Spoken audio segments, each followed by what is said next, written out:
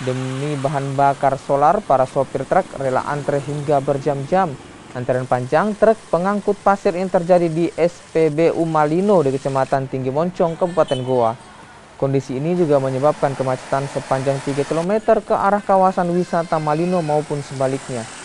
Salah seorang sopir truk mengatakan mulai antre sejak pagi hingga sore dan kondisi ini telah berlangsung selama sebulan. Kelangkaan solar juga berdampak pada pendapatan sopir. Petugas SPBU menyatakan baru mendapat solar setelah 3 hari tidak menerima pasokan.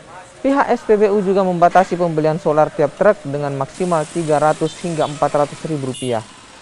Lantaran SPBU kini hanya mendapatkan jatah 8 kiloliter.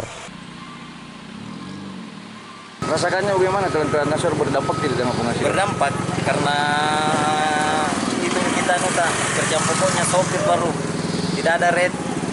Di situ dihitung ya? Ya. Jadi kalau terlambat tidak dapat red. Terdapat red ya, tidak mencapai target. Iya. Kalau kita di sini solar langka Pak, sudah jalan ke 3 hari nih. 3 hari tidak dapat? Ya. Ini baru ada? Baru hari Pak. Bagaimana memang kondisi solar Pak kalau di sini? Kalau untuk saat ini kondisi solar, ya kemungkinan Pak memang ada pembatasan memang. Langka memang Pak? Langka memang ya. Ini mereka dijatah tidak Pak kalau bagi supir?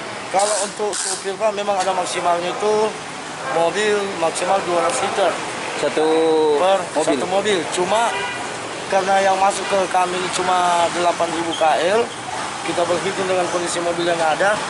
Kemudian untuk kita kembalikan lagi ke besok, kemungkinan dia cukup.